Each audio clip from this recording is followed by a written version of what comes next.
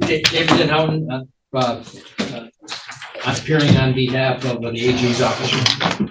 Mr. Thompson is representing himself, and I'm advisory counsel in this matter, but I can advise the court there is no other agreement. All right. So Mr. Thompson is now here, making his way to the defense table. Yes. Oh, sorry. Just call me David, you're on. All right. Well. All right. So we are currently set. So you can have a seat.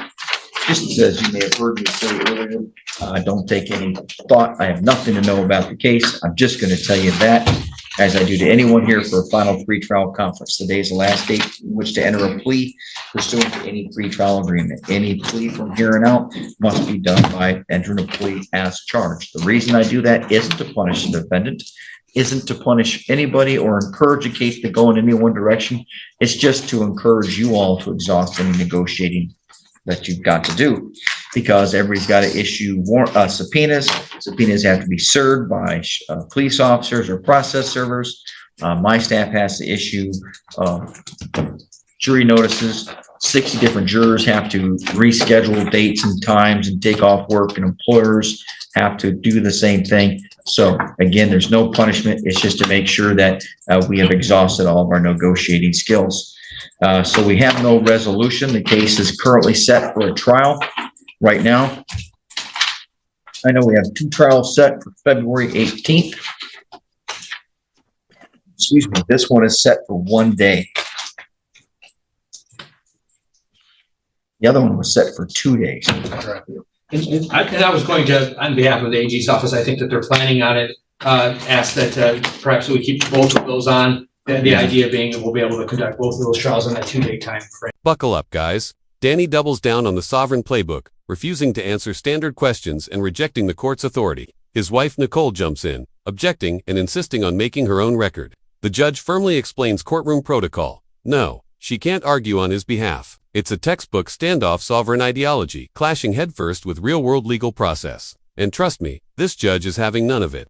The tension builds, and you can just feel the showdown heating up. This case. So I'll issue jury letters to 4 sets, 4 panels, 2 for each day. So Mr. Thompson, that means that even though your notices say that our trial was to begin on the 18th, we're going to begin it on the 19th. We do jury selection in the morning. I need to remind you that your choice to represent yourself, you're making that on your own. Is that correct? That's correct. You understand the court can appoint an attorney to assist you? Yes, Yep. is. I know. Yeah, I know he's helping you, Yes. but you understand that he's not really representing you. Like, in other words, he's not doing the cross exam, direct exam. That is correct. All right. And you understand that while it might seem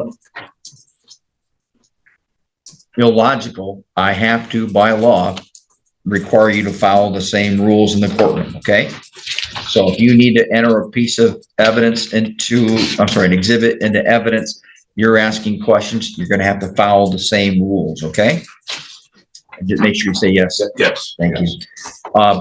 Every person has a right constitutionally to due process, and every person also has the right to represent themselves. And again, I also just needed to make sure today that you are making this choice to continue without counsel. In other words, representing yourself on your own. Is that right? That is correct. Yes. And the key issue when I say on your own, no one's forcing you, no one's pressuring you. It's your choice. They are not. Okay. Copy that. May I? Yes, sir. It's my understanding, Your Honor, that there's a conflict of variance in the law. Equity should prevail. I'm prepared to wrap this up and settle all of this. It can be done here in this venue. That's Where things get even more chaotic, Nicole attempts to control the hearing, demanding her husband be freed immediately and calling the court's authority into question. The judge pushes back hard, emphasizing legal definitions and courtroom procedures. It's pure courtroom drama as Nicole keeps interrupting, forcing the judge to repeatedly warn her. You can tell this judge is walking a fine line between patience and dropping the hammer, and we're just getting started. The law and the constitutions for both the state and the United States direct that each side, and that's important, each side has the right to a trial with a jury of 12 impartial persons. And it's I'm really just sitting here. I don't know anything about the case other than what I see on the charge sheet, which just tells me what there's 2 charges of failing to pay child support. Correct. If you all can't negotiate that between you, I don't really get involved other than monitoring the cases and making sure I know when I've got to be here and what's going to trial. I don't get involved. And even now that we have a trial by jury, I'm not involved other than I'm telling that I run Tiger Stadium here. I mean, this courtroom, and this stadium will be available for the 2 parties. That's it. Okay. So I appreciate that might be your interest and that might be an objective. I can't make a ruling unless there was an appropriate motion. Now, in a criminal case, you can't file a motion to dismiss. I'm always surprised by how many attorneys, not these 2 gentlemen, would file a motion to dismiss in a criminal case. You can't do it.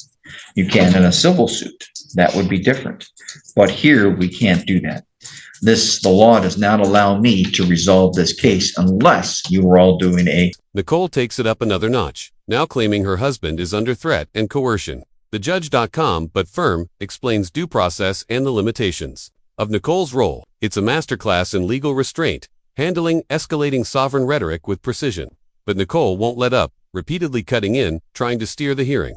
The room is on edge, and it's clear this isn't just a legal proceeding anymore. It's turning into a battle of wills. You won't want to miss this. All I'm in charge of is monitoring Tiger Stadium. Okay? Could you please repeat yourself the last 2 sentences, because I heard something and I want to make sure I heard it correctly. Hopefully I got it right. You can't do a motion to dismiss. Well, you can in the middle of the trial when the prosecutor rests. If the prosecutor doesn't prove each element, then you can do a motion for a directed verdict pursuant to Michigan Court Rule 6.429. Either 429 or 419. I think it's 429. You can do a motion for a directed verdict at that time. Until we get there, I can't dismiss a charge. There's some other rules, like if he violates the 180-day speedy trial clock, right, and you're sitting in trial in jail. But other than that, there aren't any ways that I can dismiss the case unless this case is before me, there's no jury, and it's in a trial.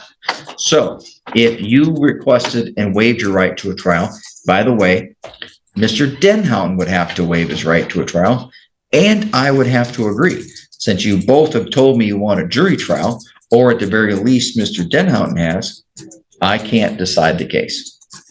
Okay, that's all. That's okay. It's all right. That's what I'm here for. And I do appreciate you bring up the Constitution, because the arrest. Thought things couldn't spiral further. Think again.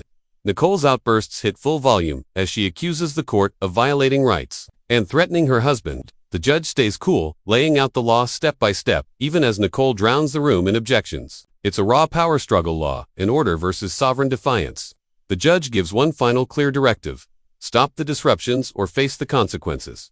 And the tension, it's absolutely off the charts now. There are rules that allow a district court judge or magistrate to issue an arrest warrant based upon a complaint. Under the rules, but where does it say that in the Constitution? Because I've done read that puppy backwards, forwards, upside down, sideways. It doesn't. It just says it just says an arrest without a warrant is illegal. But the Michigan law doesn't, Michigan law tells us what we can do, or what, not we, but law enforcement can do, because they don't work for me. I don't work for them.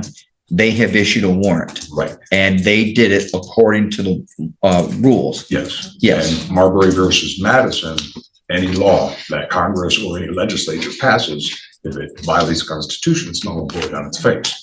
I'm not here to argue. I'm just making you aware of what's happened. It's been a long time since I had that class, which was common law, where we had to deal with Marbury versus Madison. I'm aware of it, but as of right now, there's nothing. The clash hits its breaking point. Nicole is warned stop the interruptions or be held in contempt, but she barrels ahead, forcing the judge's hand. The hammer drops. Contempt of court. The bailiff moves in, and Nicole's defiance turns into a chaotic scene. You can hear the courtroom crackling with tension as order is restored. It's a dramatic finale to an explosive hearing, one that perfectly shows what happens when sovereign beliefs collide with the reality of courtroom law. This is file number 25-1379-FH. Mr. Thompson? You can come and